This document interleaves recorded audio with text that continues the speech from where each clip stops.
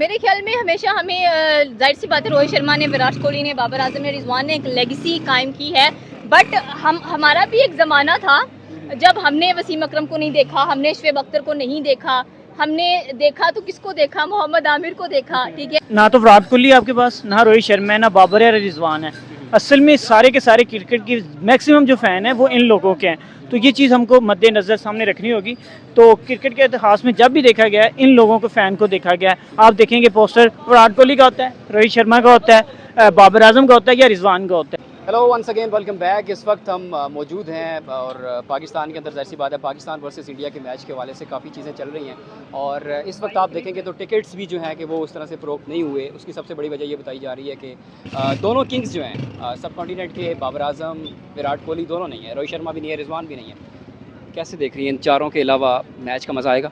और उसके बाद हमारी किस्मत में आ गए शाहीन शाह अफरीदी, फिर उसके बाद हारिस रऊफ आ गए, फिर उसके बाद हम नसीम शाह की बात करेंगे। तो हम रोना नहीं डाल रहे हैं कि हमने क्यों नहीं इनको देखा, जो हमारे पिछले लेजेंडरी बॉलर्स थे, बैट्समैन थे। So the point is that कि हमेशा जो यंगस्टर्स होते हैं उनको मौका देना चाहिए। और आपने बात की कि टिकट्स भी सोल्ड आउट इतने अच्छे नहीं हुए बिकॉज रॉको नहीं है उस साइड से, यहाँ से बाबर आजम नहीं है, रिजवान नहीं है। तो मेरे ख्याल में ये यंगस्टर्स की हौसला अफजाई करने के लिए आपको ग्राउंड में आना चाहिए है, स्टेडियम्स में आना चाहिए। अगर आप यंगस्टर्स की हौसला अफजाई करेंगे तो जाहिर सी बात है उनका मोराल हाई होगा, वो अच्छी तरीके से परफॉर्म करेंगे और जीत जिसकी किस्मत में होगी उसको मिलेगी। ऑन द डे ये देखना पड़ेगा कि जिस तरह से मोहम्मद नवाज़ जो है कि दोनों नवाज़ हमारे, अब तो जाहिर सी बात है उनका एक नाम बन गया। तो हार्दिक पांड्या, वहाँ से आपको क्या लगता है, नवाज़ का और हार्दिक पांड्या का कंपैरिजन है?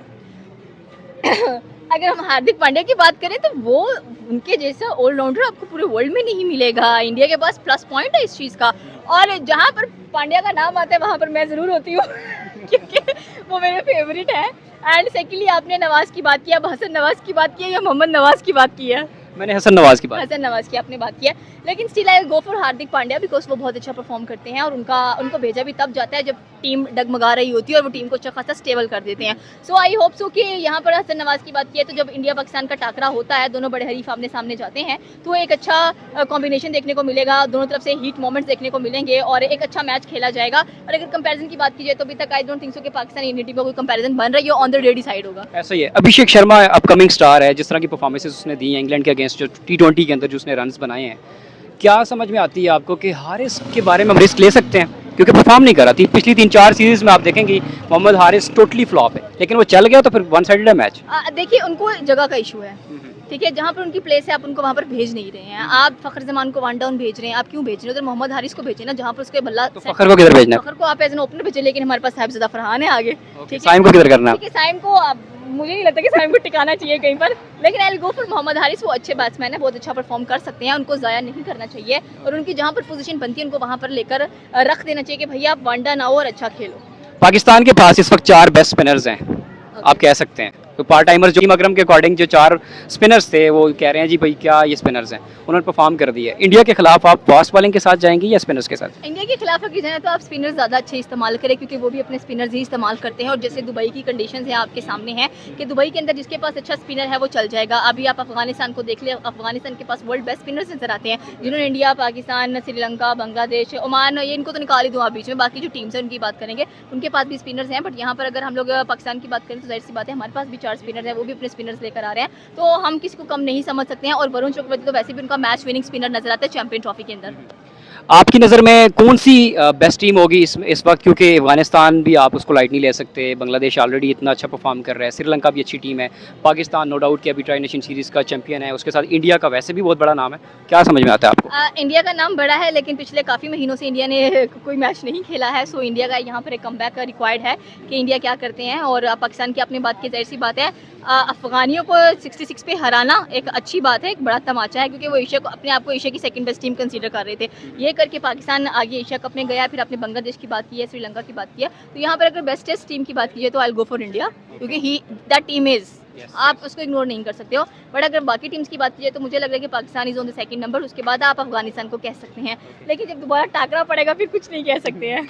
बहुत बहुत शुक्रिया, थैंक यू सो मच। यार मुझे एक चीज़ समझ नहीं आई, मैच तो आपने रख लिया है संडे को, लेकिन टिकट अभी तक नहीं बिके, क्या वजह है? आपको पता है जैसे वो फ़ैन क्रेज़ होता है ठीक है। बाबर रिजवान तो अभी आए हैं, जब से 2021 में या 22 में उन्होंने एशिया कप में 152 किया हुआ था, वो भी विदाउट एनी लूजिंग विकेट, ठीक है। तो उसको देख के बाबर आजम ज़्यादा कुछ कह लें कि एक्स्ट्रा ऑर्डिनरी बन गया। उसके बाद विराट कोहली तो आपको पता है लेजेंडरी प्लेयर है। उसके बाद अगर बात करें रोहित शर्मा की, तो उसकी तो बात ही क्या करनी है, हिटमैन जिसे कंसिडर किया जाता है। तो ये मुझे लगता है कि बिग रीज़न हो सकती हैं। दोनों टीम्स के अंदर स्टार्स नहीं हैं, जैसे आपने बताया कि शर्मा नहीं है, कोहली नहीं है। हाँ। Same as it is Pakistan में बाबर तो है, लेकिन रिजवान मैं उतना बड़ा प्लेयर नहीं समझता उसको। ठीक है प्लेयर है, लेकिन उस लेवल का नहीं है जिस तरह के शर्मा और कोहली का, जिस तरह से वो कंपैरिजन वहाँ पे उनका वो कंपेयर किया जाता है। तो क्या वजह है कि मैच मतलब वो मज़ा आएगा उस चीज़ का, जो ज़ाहिर सी बात है किंग्स दोनों नेशन की तरफ से खेल रहे थे, अब दोनों नहीं हैं, इस तरफ भी नहीं है उस तरफ भी नहीं है, तो यंगस्टर्स सारे जमा हुए हैं। वो मैच बन पाएगा जो हम देखना चाह रहे हैं? बिल्कुल बनेगा। आपने देखा है सचिन तेंदुलकर आए, वसीम अकरम आए, वकार यूनुस आए, सकलैन मुश्ताक आए, MS धोनी आए, आज भी उनको लोग उनके शायद मुझे लगता है विराट कोहली, रोहित शर्मा, इन सबसे ज़्यादा फ़ैन फॉलोइंग उसकी MS धोनी की है। लेकिन उनके जाने के बाद भी आपने देखा कि फ़ैन फॉलोइंग बढ़ी है, कम नहीं हुई। तो ठीक है, अब आप यंग जनरेशन में आना है, उसने अपना आके परफॉर्म करना। उनका एक और था वो गुजर गया, एक दौर आता हर एक बंदे का, वो एक टाइम के साथ आपको पता चेंज होता है। तो मुझे लगता है ठीक है, आप कह सकते हैं कि ये थोड़ा सा टाइम लगेगा लोगों को एडजस्ट होते हुए, टिकटें सेल करने में, कि वो किस तरह किस साइड पे लेके जाते हैं। लेकिन मुझे ये पर्सनली लगता है कि इंशाल्लाह आस्ता आस्ता काम ठीक हो जाएगा। आप बाबर आजम की बात करें, उसके बाद आप रिजवान की बात कर रहे हैं, तो शायद मुझे लगता है कि कहीं हद तक वो थोड़ा सा आगे जाके ठीक हो सकता है। एक सबसे बड़ा सवाल ये है कि मोहम्मद हारिस की पिछली 2-3 सीरीज़ के अंदर कोई परफॉर्मेंस नहीं है। लेकिन एक चीज़ हम ये देख रहे हैं कि जब मैच हो रहा होता है तो सलमान अली आगा विकेट कीपर के साथ खड़े होते हैं, चीज़ें पूछ रहे होते हैं। परफॉर्मेंस उनकी नहीं है टीम में, as a wicket keeper batsman उसकी परफॉर्मेंस नहीं हो रही, हारिस की बात कर रहा हूँ, लेकिन स्टिल वो बैक कर रहे हैं। क्या ये जायज़ है? मुझे लगता है कि ज़्यादती है यार, एज ए पाकिस्तानी में बात करूँ ना, ज़्यादती है।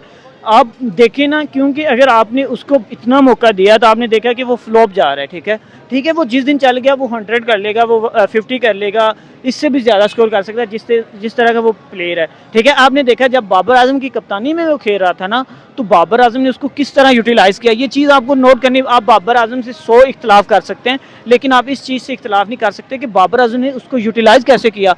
आपने देखा कि बाबर आजम ने उसको 1 डाउन भेजता था, आई थिंक, ठीक है। जब वो 1 डाउन आता था उस बंदे ने कितना स्कोर किया हुआ है।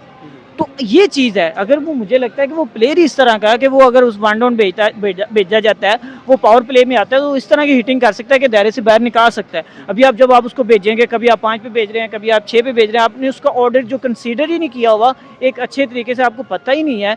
तो मुझे लगता है कि ये तो मैनेजमेंट का पता होना चाहिए कि आप क्या कर रहे हैं, किस तरफ लेके जा रहे हैं। ये सरासर ज़्यादती है उस बंदे के साथ भी। और उसके बाद हम एज ए पाकिस्तानी फ़ैन बात करें, तो मुझे लगता है कि अगर आपको पता है एक प्लेयर है वो नहीं परफॉर्म कर रहा, आप उसको बैठा के कोई और किसी और मौका दें।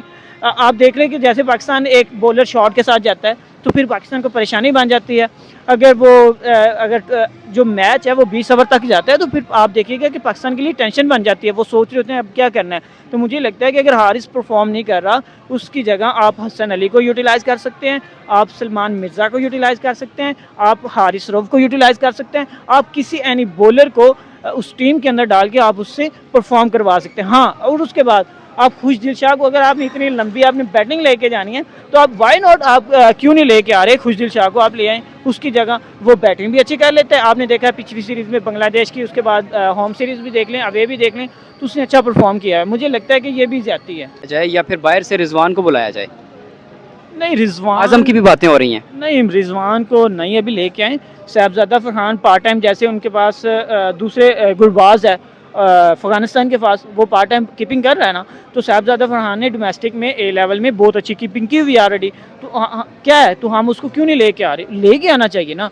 तो मुझे लगता है कि ये भी ज़्यादती है, तो उसको मौका मिलना चाहिए। वो आपने देखा है कि वो प्रेशर क्या होता है, वो रिलीज़ करता है पहले ओवर में आके, वो क्या करता है, 1-2 शॉट्स लगाता है, ठीक है, वो बैड लक है कि अभी आउट हो जाता है। एक पहले ओवर में, दूसरे ओवर में आपको पहली गेंद पे वो छक्का या चौका लगाता नजर आएगा, जो हमने पहले पाकिस्तान में 6-7 साल आदत हो गई थी कि नहीं, पहले टुक होनी है, फिर स्कोर बनना है, पहले सेट होना है, फिर स्कोर बनना है। तो ये सारी चीज़ें थी। तो मुझे लगता है कि ये चीज़ है जो अभी पाकिस्तान इसको थोड़ा सा चेंज कर रहा है।